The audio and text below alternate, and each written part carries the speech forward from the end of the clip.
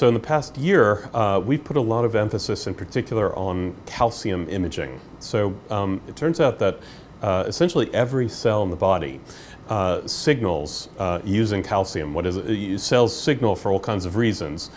They're stimulated by hormones in the nervous system. They're stimulated by other cells nearby, by sensory stimuli that are coming in from the outside, and in the brain, cells are most famous for firing little electrical impulses. You can record those using electrodes, but inside those cells, there are little pulses of calcium concentration, of calcium ions. And the calcium ion concentrations go up and down, and people have found it very effective to study neural activity by monitoring those concentrations. Unfortunately, in the past, that's only been possible using optical probes, chemicals that can be visualized through a light microscope. And what that means is that if I wanted to study the neural activity in your brain using an optical calcium probe, well, I'd be pretty much out of luck because you're opaque. So the question we took on was whether we could accomplish something like that but using a non-invasive detection method, not light microscopy, but something like MRI, and in fact MRI in particular, that can see deep into the tissue. In order to make that possible, we had to develop a collection of calcium-sensitive MRI probes. These are molecules that are a bit like the fluorescent molecules that my colleagues who work at the cellular level study, but they're magnetically active rather than optically active. And so we made a few of these things, and we've now shown that we can indeed detect cellular signaling in the nervous system. We started out by detecting seizure-related activity, the kind of activity that happens in epilepsy, but we're now moving on and we're looking at how we can detect at this very low level the activity of cells under more naturalistic kind of stimuli that animals experience.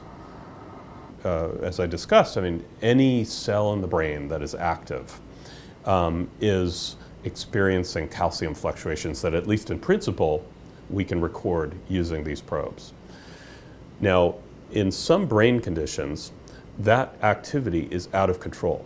So epilepsy is the most famous example of that, where patients suffering from epilepsy undergo these seizures that are little episodes of uncontrolled neural activity that you often see, through their external manifestation, through, thrashing and physical motions. One of the central problems in epilepsy medicine is to figure out where that pathological neural activity originates, where the focus of an epileptic seizure is in the brain. And so an imaging tool like the ones that we've invented could potentially give that if it were able to recognize kind of out of control or otherwise pathological neural activity in the human brain. So we're looking at this now in animals, animals that are undergoing seizures or that are induced to have epilepsy-like conditions. And we're going to test what aspects of seizure-related activity we can recognize using this technique. You might ask, well, how is this different from the standard ways that epilepsy is diagnosed? Because, of course, epilepsy is a well-known condition that's been studied for millennia, literally.